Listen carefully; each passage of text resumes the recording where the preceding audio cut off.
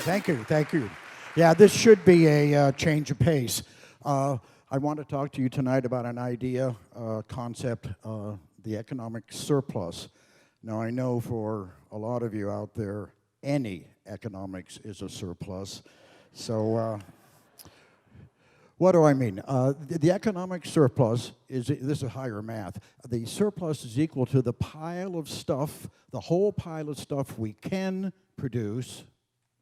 You know, if everyone's working and the factories are humming, minus the pile of stuff we must produce.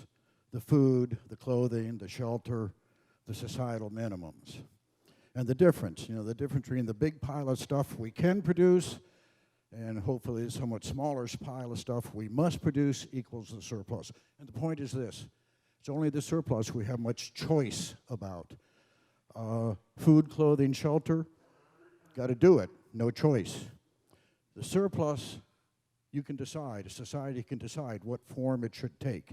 And how a society uses the surplus gives you a lot of insight into that society and into its prospects.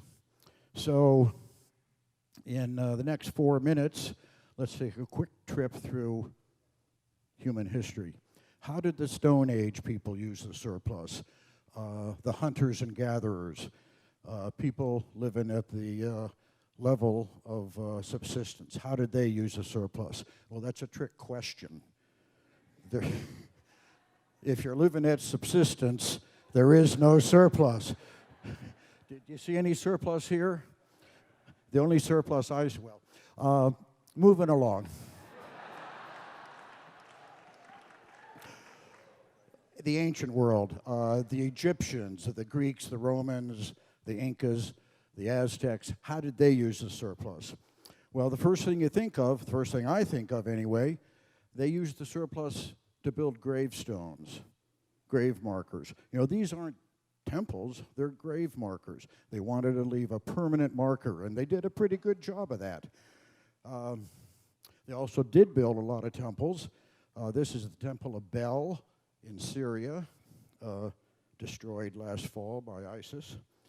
And this is the Sun Pyramid in Mexico. But again, moving along. I had a story there. The Middle Ages, feudalism, think Europe in the year 1000, 1200, like that. How did they use the surplus? There was no central government. Everyone was responsible for their own security. They built a lot of castles. I read recently there's still 10,000 medieval castles you can visit in Europe. They also created a class of permanent professional warriors, and they embarked on a number of ill-advised adventures in the Middle East. How about the modern world?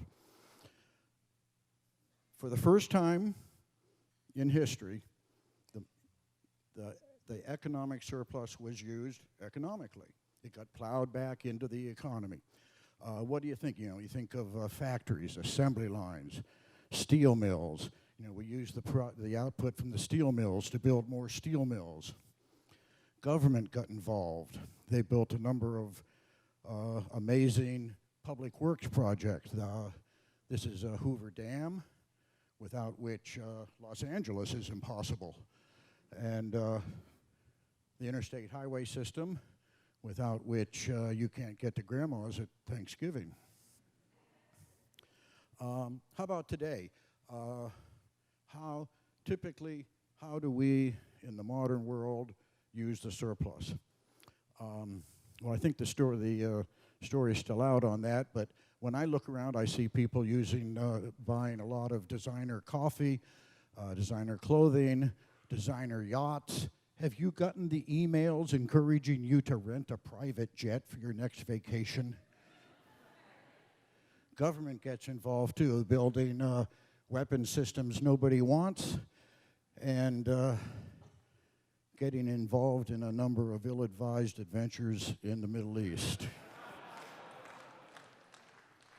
Well, that's 400,000 years of human history in 4 minutes. I hope you enjoyed it. Thank you very much.